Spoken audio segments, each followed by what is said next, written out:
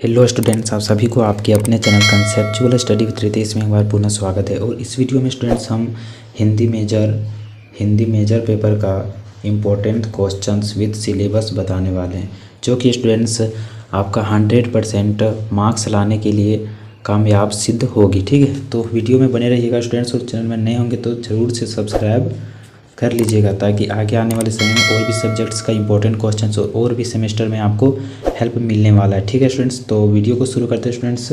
वीवीओ UG semester 1 session 2022-26 आप लोग का जो सेशन है 2022-26 है। और Hindi major paper 1 important question for your exam.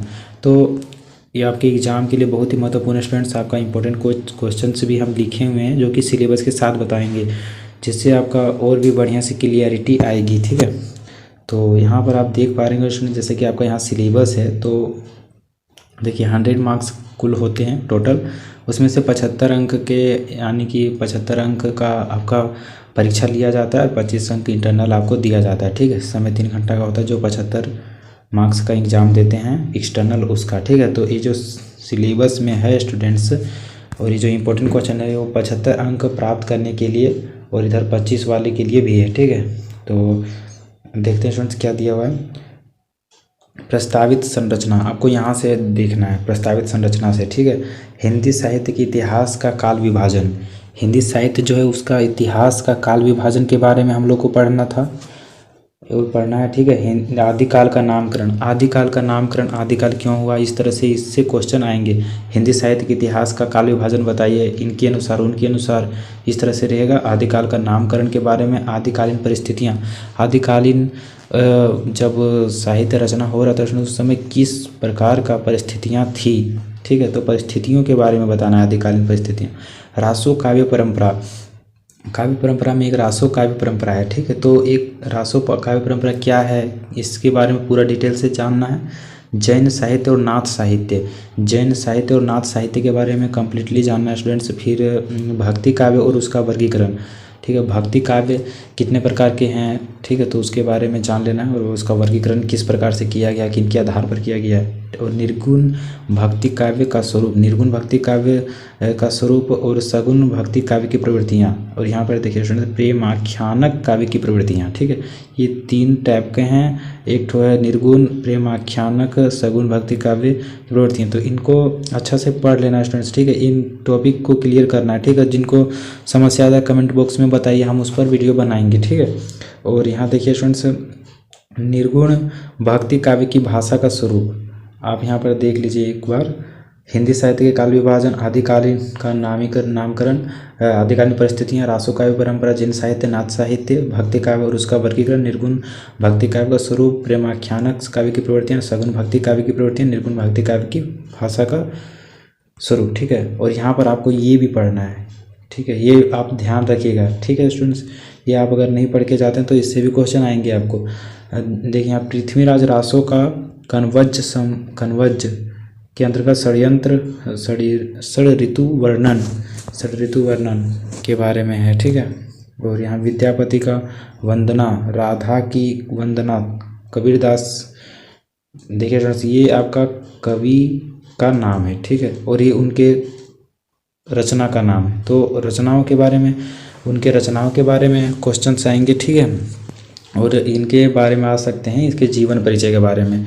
ठीक है, जितने भी कवि हैं उनके जीवन परिचय के बारे में आ सकता है। ठीक है, तो देखिए यहाँ पर पृथ्वीराज रासो है, तो इसका लिखा हुआ कनवज समय के अंतर्गत षड ऋतु वर्णन एक पाठ है कनवज समय का, तो उसको पढ़ना है, उससे क्वेश्चन आएंगे। ठीक है, विद्यापति का वंदना है, राधा की वंदना, कबीरदास फिर यहाँ अलग हो गया। ठीक है, कबीरदास एक नेक्स्ट कवि हैं, कबीरदास का साखी, फिर रैदास का प्रभु जी तुम चंदन, नानक देव जो नर दुख में दुख नहीं माने ये। ठीक है, सुंदरदास का कौन कुबुद्धि गे तज्यो काहू सो बोलियो तव तुक भंग छंद। तुलसीदास का फिर है कवितावली के पद, मीराबाई का है मीरा के पद, सूरदास का है भ्रमर गीत सार। तो इनसे आपका क्वेश्चन आएंगे। ठीक है, ये आपको तैयार कर लेना है। और बुक तो हम बता देते हैं स्टूडेंट्स पिछला सिलेबस वाला वीडियो में। ठीक है, मध्यकालीन काव्य चिंतन और संवेदन, डॉक्टर करुणाशंकर उपाध्याय।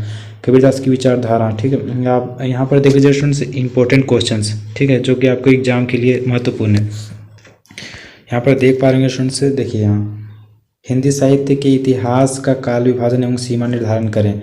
आपको यहाँ सिलेबस में दिया हुआ था हिंदी साहित्य के इतिहास का काल विभाजन, तो आपका फर्स्ट क्वेश्चन यहीं से आ रहा है, ठीक है। इंपॉर्टेंट क्वेश्चंस में दिया हुआ है फर्स्ट क्वेश्चन वहीं से। आदिकाल के नामकरण की समस्या को स्पष्ट करें। आदिकाल के नामकरण के बारे में सिलेबस में दिया हुआ था, तो यहाँ आपका क्वेश्चन बन गया, ठीक है। फिर यहाँ देखिए आदिकालीन हिंदी साहित्य की आविर्भाव परिस्थितियों, जैसे कि बताएं किन परिस्थितियों में आदिकालीन हिंदी साहित्य का रचना हुआ, इस प्रकार से उसके परिस्थितियों के बारे में प्रकाश डालना है। फिर सिद्ध और नाथ साहित्य के काव्य विशेषताओं को अपने शब्दों में लिखिए। यहाँ था स्टूडेंट्स जैन साहित्य और नाथ साहित्य, ठीक है, तो यहाँ आपको देख लेना है नाथ साहित्य वाले में ही होगा ये, ठीक है।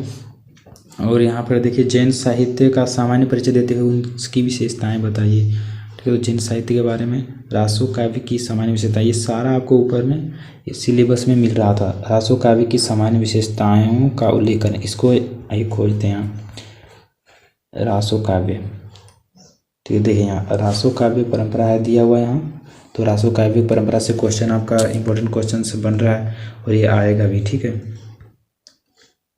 निर्गुण और सगुण भक्ति काव्य की विशेषताओं का संक्षिप्त परिचय दें, जैसा कि ये भी सिलेबस में आपका दिया हुआ है, ठीक है। संत काव्य धारा, संत काव्य धारा जैसे भक्ति काव्य धारा था वहाँ, तो संत काव्य धारा की प्रवृत्तियों का, संत काव्य धारा के प्रमुख कवियों का संक्षिप्त परिचय दें। संत काव्य धारा के प्रमुख कवि कौन कौन हैं, ठीक है, तो उनके बारे में लिखना है, जीवन परिचय उसका सही लिखना है, ठीक है। संत काव्य की काव्य प्रवृत्तियों को अपने शब्दों में विवेचित करें, तो संत काव्य की काव्य प्रवृत्तियों को लिखना है, किस प्रकार से उनकी प्रवृत्तियाँ थी लिखने में, ठीक है। और राम भक्ति और कृष्ण भक्ति काव्य प्रवृत्तियों से राम भक्ति और कृष्ण भक्ति काव्य प्रवृत्तियों और उसकी उपलब्धियों का परिचय दें, ठीक है। यहाँ पर आप देखे थे सगुण और निर्गुण वगैरह, तो वहाँ पर आपको देख लेना स्टूडेंट्स राम भक्ति और कृष्ण भक्ति काव्य प्रवृत्तियाँ, ठीक है। विद्यापति भक्ति कवि हैं या श्रृंगारी तर्कपूर्ण लिखें। ये विद्यापति का जब जीवन परिचय पढ़ेंगे तब पूरा तरह से क्लियरिटी आएगी, ठीक है। कबीरदास की काव्यगत विशेषताओं का उल्लेख करें। कबीरदास की जो काव्यगत विशेषताएं हैं, किस प्रकार की विशेषताएं हैं, मतलब किस टाइप से वो लिखते हैं अपनी काव्य में, काव्य रचना में, तो उसकी जो विशेषताएं हैं उसको आपको लिखना है, ठीक है। 13वां में स्टूडेंट्स सूरदास की काव्यात्मक विशेषताओं का उल्लेख उनके कवि परिचय के साथ दीजिए।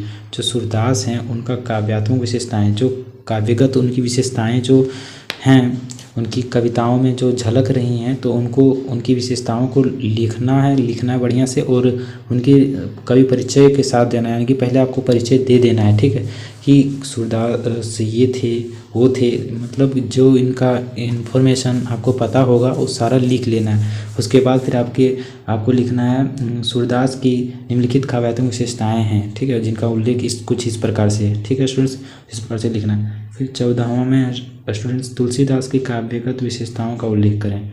तो इनका सिर्फ यहाँ बोला जा रहा है काव्यगत विशेषताओं, लेकिन इनका जीवन परिचय भी आ सकता है, ऐसा नहीं है कि नहीं आ सकता है, ठीक है। तो जीवन परिचय वगैरह भी आ सकता है किसी का। यहाँ पर आप सिलेबस में देख लीजिए पहले, यहाँ जिनका जो दिया हुआ है, यहाँ पर देखिए कवि परिचय एवं रचना है, तो इनके कवि परिचय के बारे में आएगा, फिर रचनाओं के बारे में भी आएगा, तो यहाँ ये लेकिन इतने में ही आएगा, ठीक है। पृथ्वीराज रासो के बारे में आ सकता है, विद्यापति के बारे में आ सकता है, कबीरदास के बारे में आ सकता है, नानक देव, रैदास, फिर यहाँ देखिए जो भी यहाँ दिया हुआ है तुलसीदास, मीराबाई, सूरदास, तो इनके जीवन परिचय के बारे में भी आ सकता है, ठीक है, और उनकी रचनाओं के बारे में भी आ सकता है। यहाँ पर अगला क्वेश्चन देखते हैं स्टूडेंट्स, तुलसीदास की काव्यगत विशेषताएं, तो इनके विशेषताओं के बारे में बताना काव्यगत। फिर मीराबाई का जीवन परिचय प्रस्तुत करते हुए उनकी काव्यगत विशेषताओं पर प्रकाश डालिए। जो मीराबाई है उनके जीवन परिचय के बारे में लिखना है, जैसे कि वहाँ सिलेबस में भी दिखाएं, ठीक है। जीवन परिचय के बारे में लिख लेना, फिर उनकी विशेषताएँ क्या क्या हैं काव्यगत कविताओं में झलक रही हैं, तो उनको भी लिखना है और बढ़िया से लिखना है, ठीक है।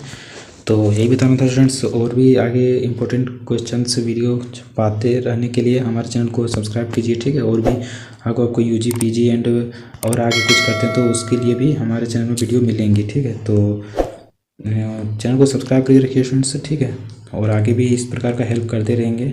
थैंक्स फॉर वॉचिंग स्टूडेंट्स, फिर मिलेंगे नेक्स्ट वीडियो के साथ।